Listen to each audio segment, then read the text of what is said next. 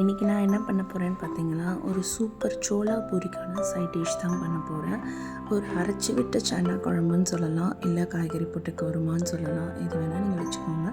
But இது சூப்பராக இருக்கும். ட்ரை பண்ணி பாருங்கள், கண்டிப்பாக பாருங்கள். அதுக்கு கொஞ்சமாக வானிலையில் ஒரு ஸ்பூன் எண்ணெய் விட்டு கொஞ்சம் தேங்காய், ஆனியன்ஸ், அப்புறம் வெங்காயம், தக்காளி, கொஞ்சம் மிளகு, இந்த மாதிரி லைட்டாக வறுத்து எடுத்துக்கோங்க. இதை தான் நம்ம அரைச்சி பேஸ்ட்டாக ஊற்ற போகிறோம். இதுதான் குழம்புக்கு பயங்கர டேஸ்ட்டு கொடுக்கும். பாருங்கள், இந்த மாதிரி லைட்டாக வதக்கி எடுத்துனதுக்கப்புறம் கொஞ்சமாக எண்ணெய் ஊற்றிக்கோங்க. ஊற்றிட்டு இதில் நான் இடித்து வச்ச சோம்பு சேர்த்துக்கிறேன். ஏன்னா சோம்பு இடித்து வச்சா தான் எங்களுக்கு பிடிக்கும். உங்களுக்கு அப்படி கூட நீங்கள் போட்டுக்கலாம்.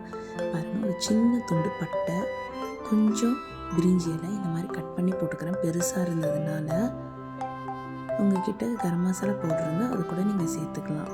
ஒரு 3 ஸ்பூன் பச்சை மிளகாய், அப்புறம் ஒரு பெரிய உருளைக்கிழங்கு, ஒரு வெங்காயம், 2 தக்காளி இந்த மாதிரி பொடியாக கட் பண்ணி நான் மொத்தமாக சேர்த்துட்டேன். ஏன்னா நான் வானிலை ரொம்ப சூடாயிடுச்சு, அதனால் நான் இது எல்லாத்தையும் சேர்த்துக்கிட்டேன்.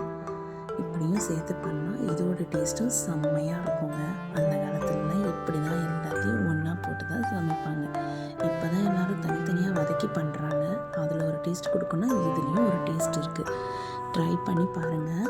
இந்த மாதிரி நல்லா வதக்கிட்டு ஏலக்காய் எப்படியும் போட்டுக்கலாம். நீங்கள் ஃபஸ்ட்டே போட்டிங்கன்னா அது புரிஞ்சு உள்ளே இருக்கிற விதெல்லாம் எண்ணெயில் கலந்துரும். அது வாயில் தட்டுப்பட போகிறப்போ நல்லா இருக்காது.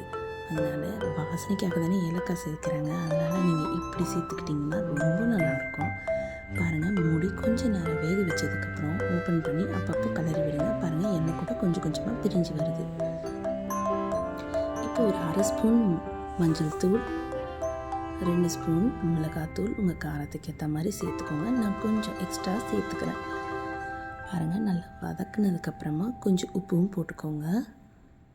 கல் உப்பு சேர்த்துக்கோங்க. அப்புறம் கொஞ்சம்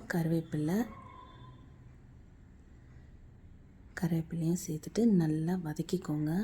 வதக்கினா தான் அந்த மிளகாத்தூளோட ஸ்மெல் போகும், பச்சை வாசனை. அப்புறம் பாருங்கள், நம்ம வேக வச்சுருக்கிற 1 டம்ளர் சன்னா டால், வெள்ளை டாலோ இல்லை கருப்பு டாலோ நீங்கள் எது வேணால் சேர்த்துக்கலாம். இதே மாதிரி ராஜ்மா கூட பண்ணலாங்க, ரொம்ப டேஸ்ட்டாக இருக்கும்.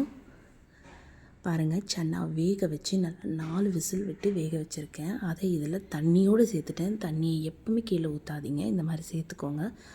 அதுதான் உடம்புக்கு ரொம்ப நல்லது. மூடி வச்சு ஒரு 10 நிமிஷம் ஆனதுக்கப்புறம் திருப்பி ஓப்பன் பண்ணி அப்பப்போ கலந்து விடணும். காய்கறிகள்லாம் வெந்துருச்சா, சன்னா நல்லா மிக்ஸ் ஆயிடுச்சான்னு பார்த்துக்கோங்க. உப்பு காரம் எல்லாம் உங்களுக்கு தேவையான மாதிரி இருக்கான்னு பார்த்துக்கோங்க. நல்லா ஓப்பன் பண்ணி இப்போ கொதிக்க விடணும். அப்போ தான் ரொம்ப டேஸ்ட்டாக இருக்கும்.